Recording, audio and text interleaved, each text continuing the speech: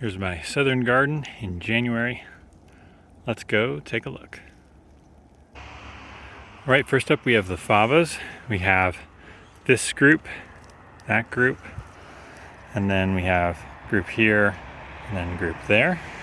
So we'll look at each in turn here, but you can see the height difference with this shot. First one's the Midnight Black Fava. You can see how small the beans are. It's a pretty small fava seed. And then these are the plants right here. You can see there's no flowers on them. There might be a couple buds at the top, just starting to form. You can see those there. They're about 2 feet tall. They're looking pretty good. And as you can see from this top view, germination was pretty good too. All right, next up we have one called Copper. And you can see from the seeds, they're a bit bigger. Unfortunately, as you can see, there's a bit of seed damage to this one, which probably leads to this lower germination rate. As you can see, the bed's not very full. There's maybe 3 plants here coming up. However, it's a little bit bigger. Well, it was bigger than its brother. But it's already flowering, so it's a little bit ahead. You can see, probably flowering for the last week or so. Next up we have Andean mix. So it's got a lot more variety in this colors right here. And you can see it's a little bit taller than its 2 brothers right there. Probably 6 inches taller, something like that. It is in a better bed, for sure. It's been flowering a little longer. You can see the flowers here. They're pretty. They look a little different than the other ones, I think, which is fun. So that's looking pretty healthy. Again, really good germination down here, as you can see. And then we have the Urcupina. Not sure if I'm saying it right, but they are looking the biggest out of all of them. You can see right there. They're probably 4.5 feet tall at this point, and they've been flowering much longer than the others. Now, it is a bit better bed, so that's some of it, but you can see we've already got flowers that are kind of dying off, transitioning into beans. So they're doing pretty good. It's just such a tall, sturdy plant. Excellent germination, so really happy with that. They actually grew so fast, they caused me to put up that second tier that you can see for my trellising. So I do this kind of mesh they grow through, 2x4 inch. I'd love a 4x4 or something for them to go through, but this works decently well.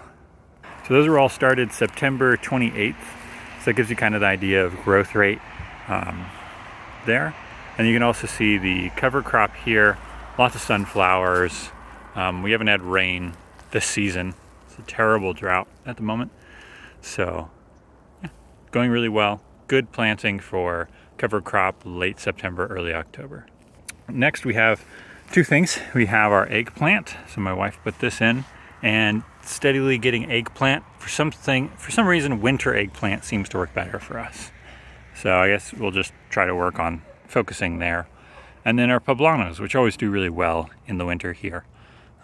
We're getting down to 38 as our lowest. Again, no rain, so it doesn't get lower than that. All right, here's cover crop again. As you can tell, there's large patches without it, and you can see it's the gophers taking down most of it there. It's pretty healthy, except it's being munched up by all the gophers. Same story over here. We've taken some pretty good losses, so I might just cut this down, make it into hay, and let it sit for a while. But yeah, cover crop. So I was talking about gophers, you can see.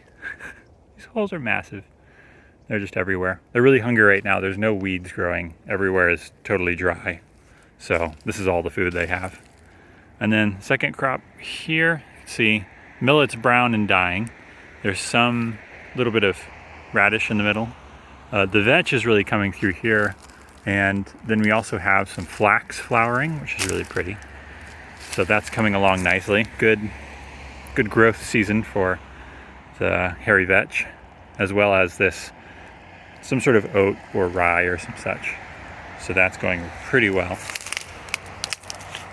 And then as always, we have our Christmas limas, which are doing fantastic. There's like 3 layers deep. You can see it's dense foliage.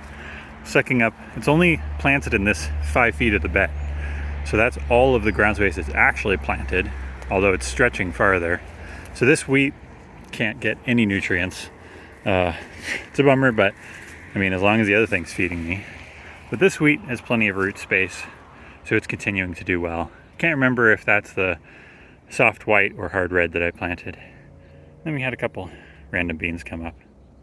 But for an idea, for this guy, we planted it around May, early May last year. And we've got 10 cups of these beans. Look at this thing. 10 cups of Christmas limas. And then on top of that, that was what we got before. And then we've harvested just this week this much lima beans. Doesn't look like a lot, but there's probably a couple cups. I mean, that's a lot of beans off of 5 feet. And you can see this was completely full. That was a 6-gallon of limas. And then this is how many we have left. So probably a third of them left. Yeah, they just continue to do really well in our dry climate, partially because we haven't gotten a frost yet. So got kind of a bonus. Seems they double every harvest. So about 2 months ago, I probably got half of this many. So I'm just gonna keep them going until they die.